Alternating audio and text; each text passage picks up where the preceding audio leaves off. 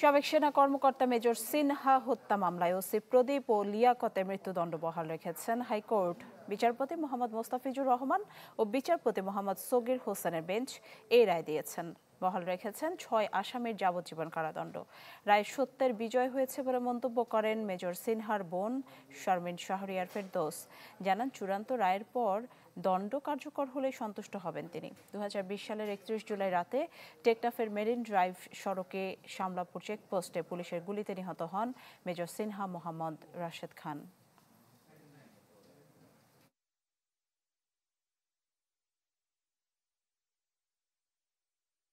এই রায় আমরা সন্তুষ্ট, যদি আপনারা বলেন যে সন্তুষ্ট কিনা, তো সেটা আসলে এখন পর্যন্ত আমরা সন্তুষ্ট সেদিনই হব, কারণ আমাদের তো আরও সামনে যেতে হবে, আরও কিছু পথ যেতে হবে।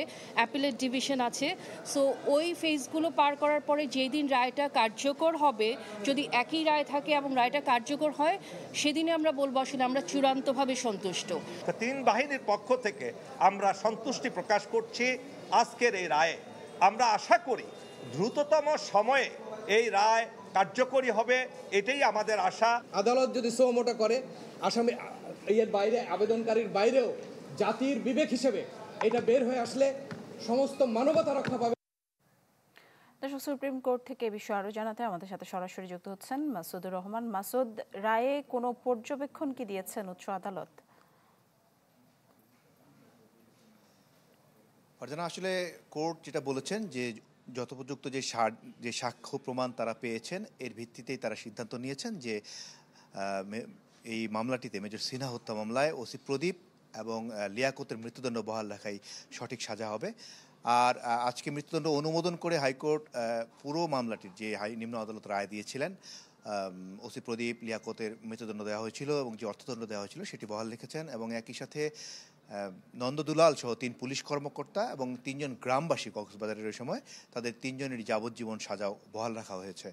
এখন আসলে এর পরে সিনহা মোহাম্মদ রাশেদের বোন আনুষ্ঠানিকভাবে সংবাদ সম্মেলন করেছিলেন আমাদের কাছে। তিনি বলেছিলেন যে তিনি রায়ে সন্তুষ্ট, কিন্তু যতক্ষণ পর্যন্ত এটি চূড়ান্তভাবে নিষ্পত্তি না হয়ে কার্যকর না হচ্ছে ততক্ষণ পর্যন্ত তাদের অসন্তুষ্টি থেকেই যাবে।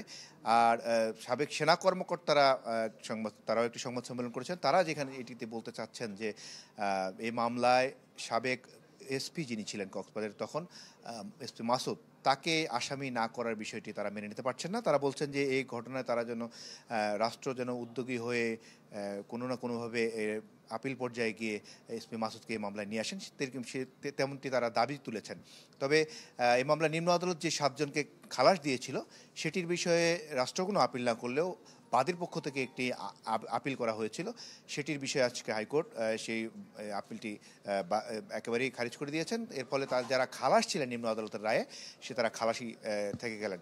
আর এই মামলাটি 2020 সালের যখন এই ঘটনা ঘটে, এরপরে 2022 সালে এসে কিন্তু হাইকোর্ট নিম্ন আদালত কক্সবাজারের জেলা দায়রা জজ ওসি প্রদীপ, যিনি এই ঘটনার সময় কক্সবাজারের ওই স্পটে ছিলেন না, কিন্তু বাইরে ছিলেন, কিন্তু লিয়াকত সরাসরি গুলি করেছিলেন, লিয়াকতকে নির্দেশ দিয়েছিলেন ওসি প্রদীপ, এমন অভিযোগে এই 2 জনকে মৃত্যুদণ্ড দেওয়া হয়েছিল, সেটিরই অনুমোদন দেওয়া হয়েছে। তো আপাতত এই 2 জনের রায় বহাল রাখলো। এখন আসলে আনুষ্ঠানিকভাবে আপিল বিভাগে গেলে পরবর্তী সিদ্ধান্ত হবে। অনেক ধন্যবাদ মাসুদ, অনেক ধন্যবাদ। দর্শক, সুপ্রিম কোর্ট থেকে আমাদের সাথে যুক্ত হয়েছিলেন মাসুদুর রহমান। বিশ্বমানের থার্মিক্স রড, সালাম স্টিল থার্মিক্স, দেশের একমাত্র থার্মিক্স রড।